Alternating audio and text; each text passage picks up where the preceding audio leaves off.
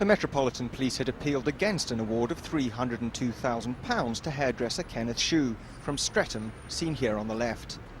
He'd been involved in a dispute with a tenant when police officers intervened.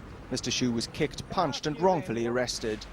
It was the huge payout to Mr. Hsu and similar awards that led to today's appeal. Speaking after the judgment, Mr. Hsu gave his reaction to the decision. I'm very disappointed with the Court of Appeal interfered with the jury decisions, because the jury actually have the right. They hear 4 days evidence from the court. They know what's actually really happening. Almost 5 years after the original incident, no police officer has been disciplined. No police officer has been criminally prosecuted. The Commissioner, even though he's decided to appeal against this order by the jury, has still not had the courtesy to apologise to Mr. Hsu for the conduct his officers gave to Mr. Hsu. And almost 5 years after the incident, these officers are still policing the streets within which Mr. Hsu lives. Police say they aren't trying to excuse their behaviour, but claim that sums awarded in such cases are too high. They say the officers are unlikely to be disciplined because there's insufficient evidence, even though a jury and senior judges say police behaviour was outrageous.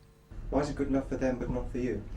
The answer to that is that by law, discipline charges have to be proved against officers to the criminal burden of proof, that is, beyond reasonable doubt. A civil case only has to be proved to a balance of probabilities, and the remarks that were made by the Court of Appeal reflect what the jury's finding in that case was. Civil liberties campaigners say comments from the judge and jury also show the Police Complaints Authority is clearly not working.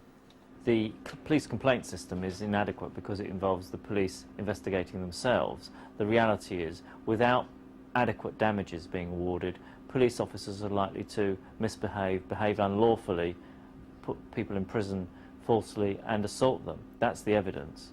Awards and legal costs to victims of police misconduct are estimated to have cost Scotland Yard £20 million in the past 10 years. Following today's judgment, juries will be told that the maximum they can award in the future will be £50,000.